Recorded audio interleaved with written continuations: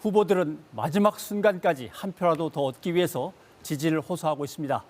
각 정당의 선거대책위원회가 관측하고 있는 판세는 어떤지, 그리고 목표는 무엇인지 한번 들어보도록 하겠습니다. 지금 이 자리에는 김영민 더불어민주당 최고위원, 최형두 국민의힘 의원, 그리고 정의당의 박창진 부대표가 나와 계십니다. 자, 세 분 어서 오십시오. 반갑습니다. 반갑습니다. 안녕하십니까. 반갑습니다. 그동안 고생들 많으셨습니다만 아직 조금 더 뛰셔야 될 것 같습니다. 자, 첫 질문을 결국은 선거에 대한 예측으로 드려야 될 것 같은데, 지금 추세는 이렇다. 그래서 우리는 보나마나 몇 %는 넘긴다. 이렇게 답을 해주시면 되겠습니다. 최고위원부터 시작을 해주시죠. 지금 보니까 사실상 이제 양자 대결로 흘러갈 것 같습니다. 그래서 50%를 넘는 후보가 최종적으로 승리하지 않을까라는 예측을 좀 하게 되고요. 그동안 어떤 선거의 흐름이나 그리고 문재인 대통령에 대한 지지율이 아직 이재명 후보에게 제대로 반영되지 않고 흡수되지 않았던 여론조사들을 고려하면 자연스럽게 흡수되면서 민주당 이재명 후보가 저희 이제 현실적인 목표로는 51% 정도를 득표해야 가능하지 않을까. 그리고 51% 득표를 목표로 저희는 이렇게 움직이고 있습니다. 네. 최 의원님은 어떠십니까?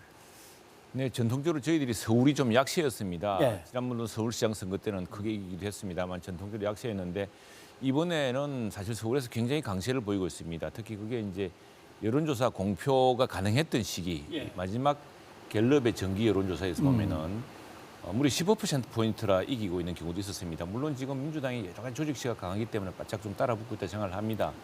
근데 저희들 지역에서 여론도 그렇고 이 바꾸자는 여론이 참 거셉니다. 이게 역시 정당 정치라는 것은 책임 정치고 또 그 정치의 어떤 책임을 져야 되는 것이라는 것 때문에 그 바꾸자는 정권 교체 여론이 아주 높은데, 다만 저희들이 막판까지 걱정하는 것은 우리가 이해창 후보나 예전에 많이 봐왔듯이 김대엽 사기 사건 보지 않았습니까? 막판에 이 돌발 변수들, 그래서 뭔가를 뒤집으려고 했던 그런 시도들 때문에 걱정이 많습니다. 결국 이전에 역대 선거를 보면 그렇게 말했던 김대엽 씨 사기로 구속되었습니다. 다 역대 처벌받았습니다만 선거판을 흔들려는 이런 부당한 부정한 시도가 있어서 그걸 막판에 참 걱정하고 있습니다. 네.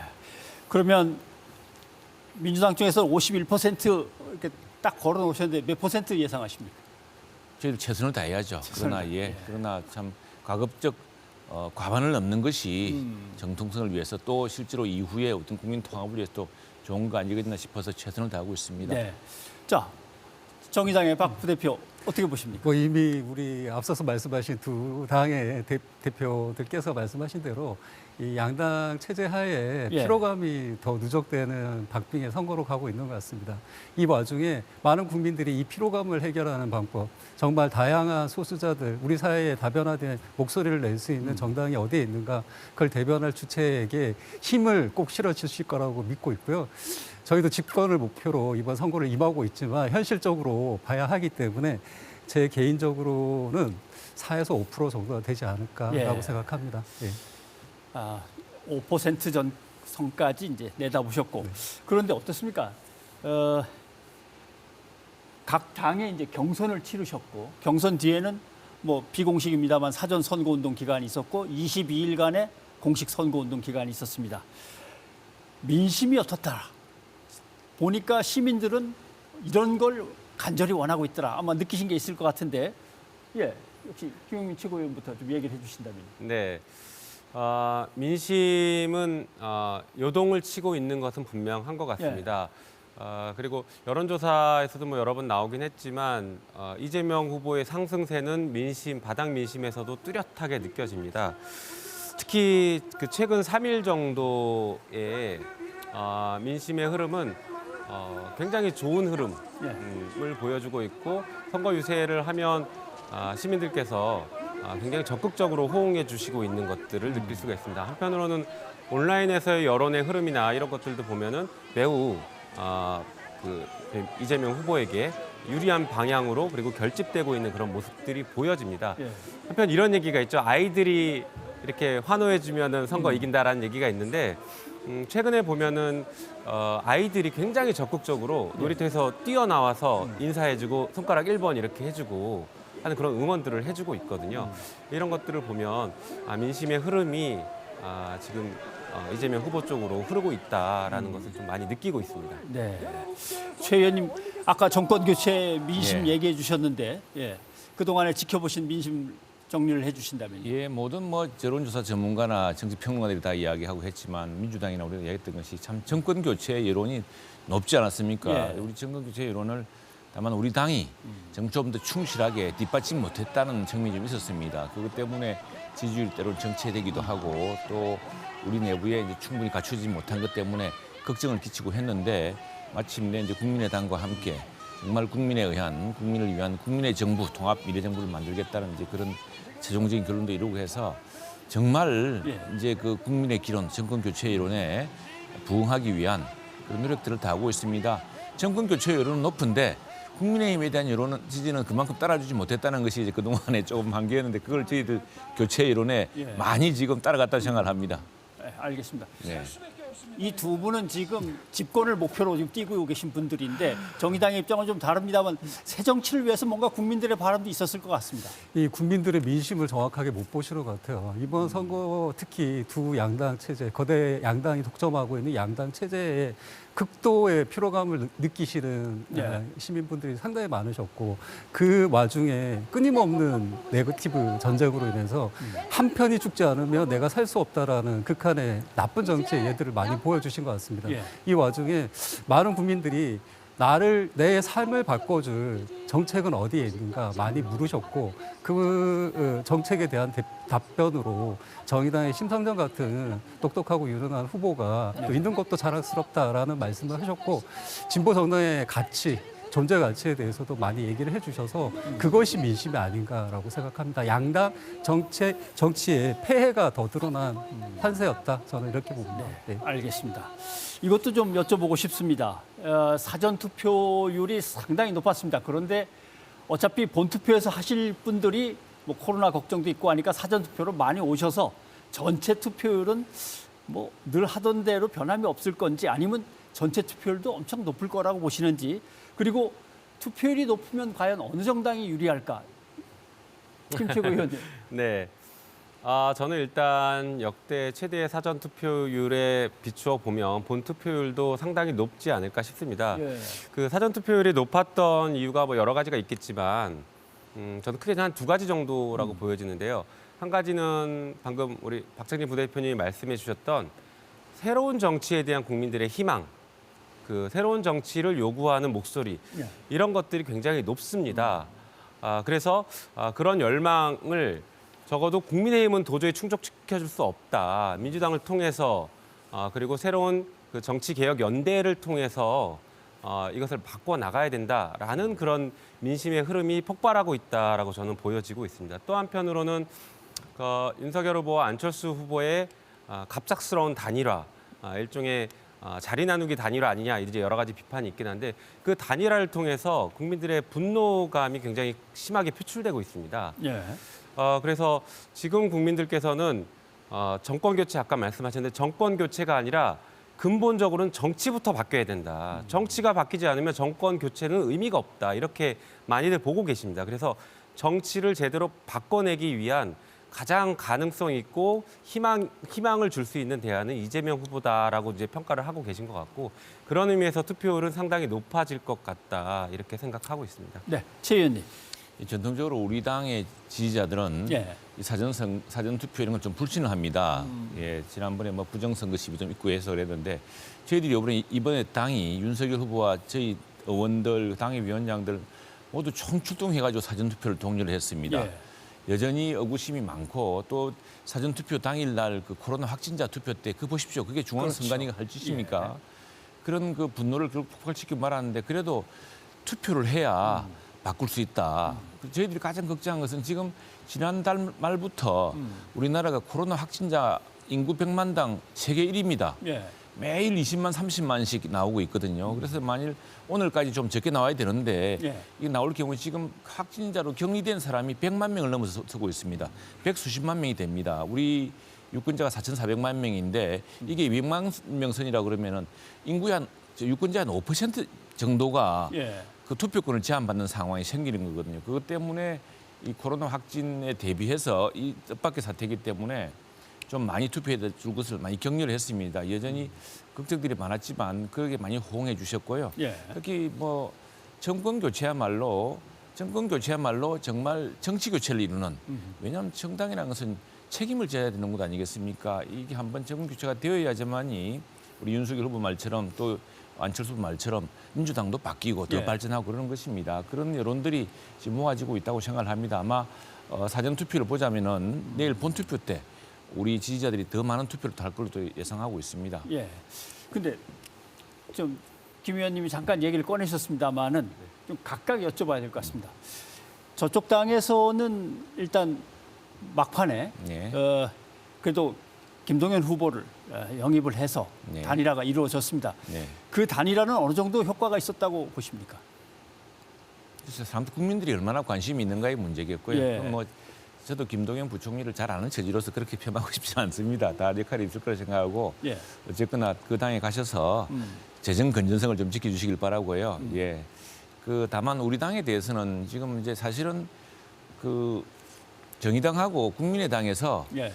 당을 진짜 참 붙잡기 위해서 민주당이 많이 노력하지 않았습니까? 의원총회에서 무슨 다당제 개혁도 하고 그렇게 해놨는데 이제 갑자기 김동연 후보랑 하니까 좀 두 후보가 뜨악해진 측면이 있었겠죠. 예. 그런데 그 지금 저희들이 볼 때는 그 우리 윤안 단일화에 대해서 상당히 뭐 갑자기 입장을 바꿔서 폄훼하시고 하지만 사실은 두 당 후보 대표 공약 10가지를 보면 한 70% 정도가 거의 비슷합니다. 싱크율이 높지요. 높기도 하고 또 난 안철수 후보의 그 말에 정말 핵심이 있다고 생각합니다.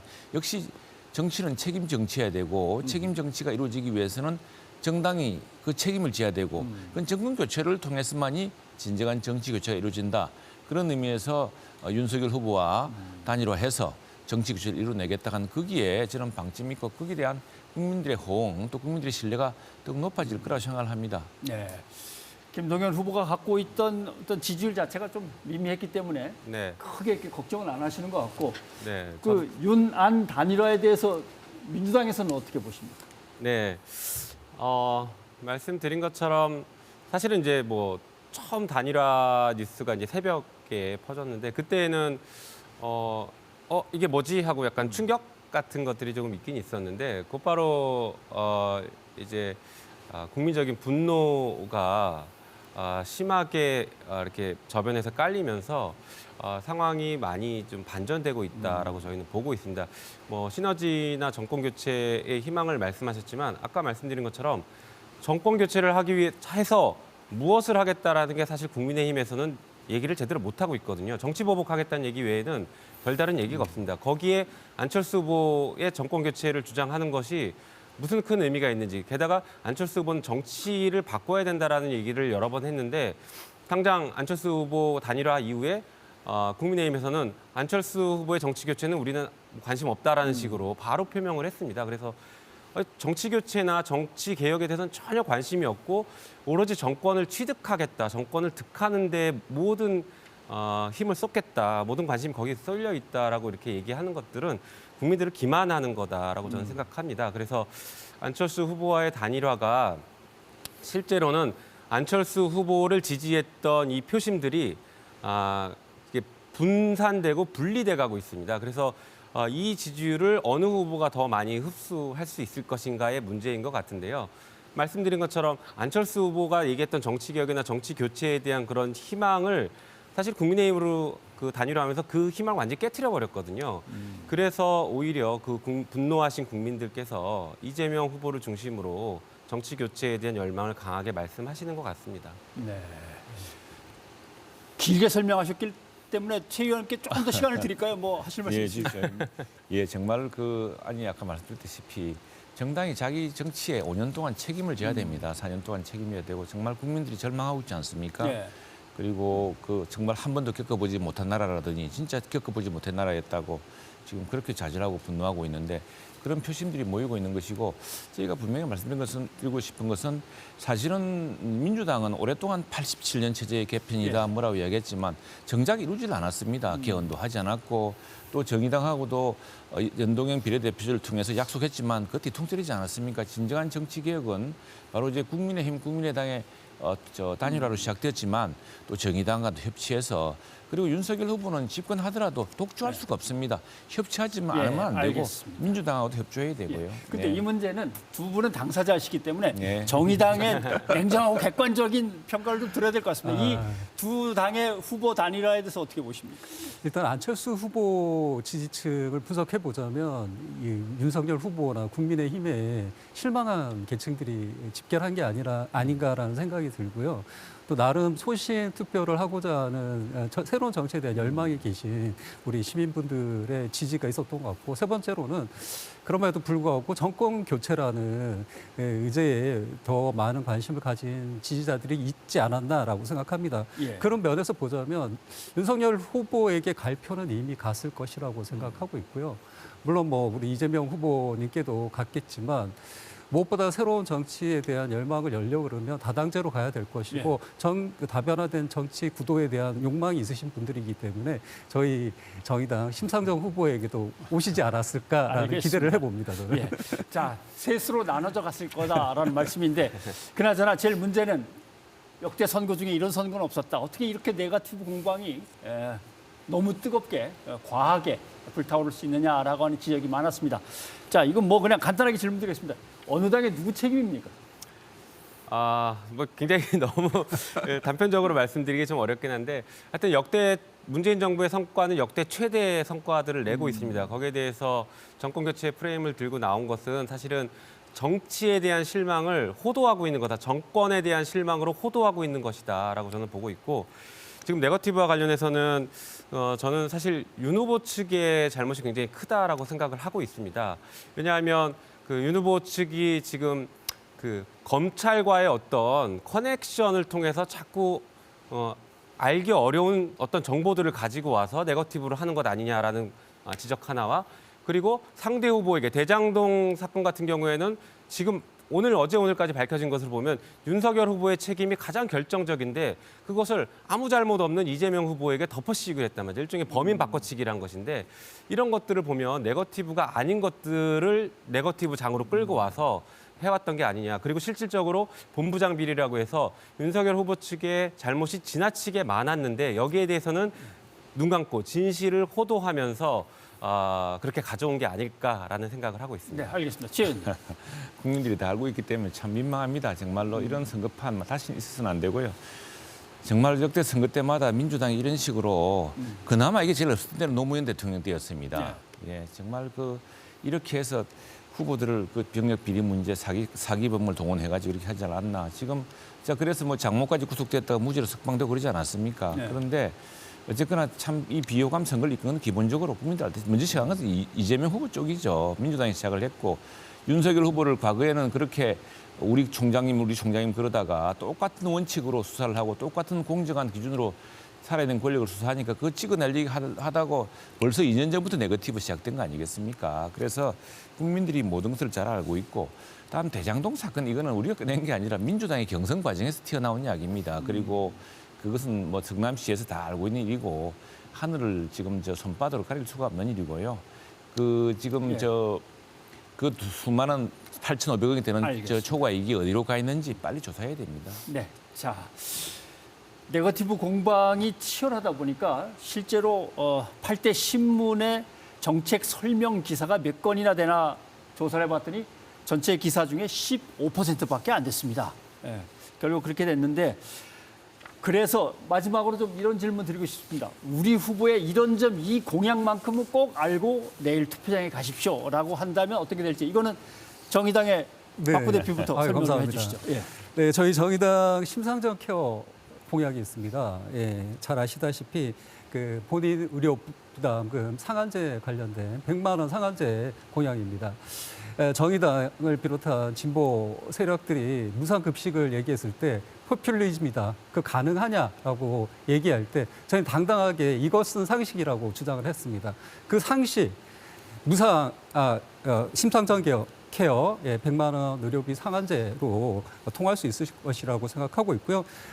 진보 정당의 미래 가치를 투영할 수 있는 공약이라고 생각합니다.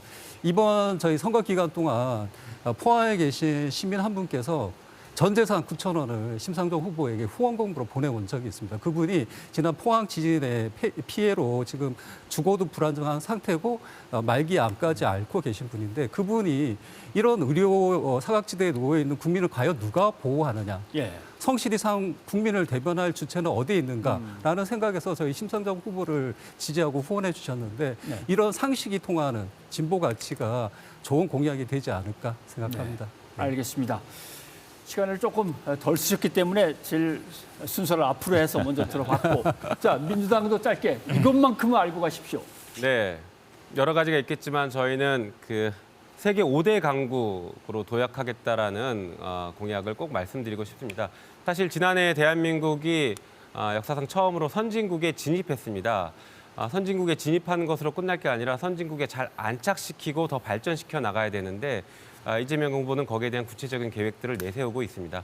참고로 우리 이웃나라 일본 같은 경우에 선진국에 저희보다 먼저 들어갔지만 정치가 불안정하고 정치가 도태되어 있다 보니까 그게 경제에까지 영향을 미치고 사회의 전반적인 어떤 그 발전을 저해해서 지금 선진국 탈락 위기에까지 놓여 있습니다. 그래서 선진국 진입도 중요하지만 안착시키고 더 발전시키는 게 매우 중요한데 이에 대한 이재명 후보의 공약을 좀 꼼꼼히 살펴봐 주시기 바랍니다. 한편으로는 윤석열 후보의 이제 수사만 해왔던 그리고 검찰로 남을 처벌만 해왔던 이런 후보의 공약이 얼마나 현실성이 있을지 그리고 살아있는 권력 수사했다라고 하는데 가장 살아있었던 검찰총장 본인과 가족에 대한 수사는 모두 다 막았습니다. 이게 살아있는 권력에 대한 수사를 하지 않았다라는 예. 방증이라는 거 말씀드리겠습니다. 자, 최 의원님이 마무리 좀 해주시죠. 이미 우리 대한민국이 참 지난 70년간의 국민들의 땀과 눈물 그리고 지도자들의 헌신으로 이미 세계에서 7개밖에 없는 나라가 되었습니다. 인구 5천만 명, 국민소득 3만 불. 다 지난 역대 정부와 국민들이 함께 흘린 그 성과입니다. 이제 이 나라에서 필요한 것은 대통령의 독단이 아닙니다. 대통령의 과욕이 아닙니다. 대통령의 오판이 아니고요.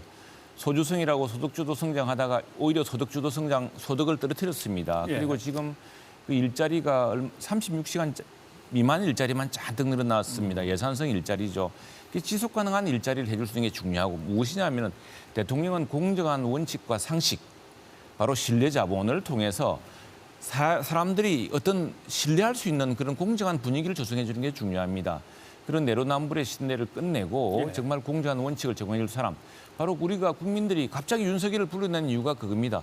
저 사람이 똑같은 잣대, 똑같은 기준으로 세상을 임하는구나 이렇게 생각했던 것이고요. 바로 그런 바탕 위에서 기업과 이제 민간이 일자리를 창출하는 것입니다. 그런데 정부가 특별히 할 일은 바로 AI 디지털 같은 이런 4차 산업혁명에 맞는 그런 일자리를 만들 수 있는 여건을 만들어주는 것. 예. 판교에 가서는 AI 디지털을 위한 센터를 약속을 했고요.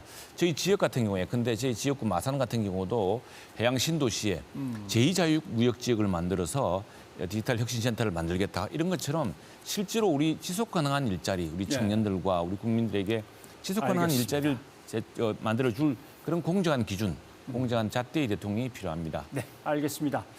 자, 이제 몇 시간 남지 않았습니다. 공식 선거운동 기간이 최선을 다해서 선의의 경쟁 펼쳐주시고 무엇보다도 선거가 끝난 다음에 국민의 통합이나 사회 발전을 위해서 또 각 당에서 큰 역할을 해주시기 부탁드리겠습니다. 세 분 오늘 고맙습니다. 감사합니다. 감사합니다.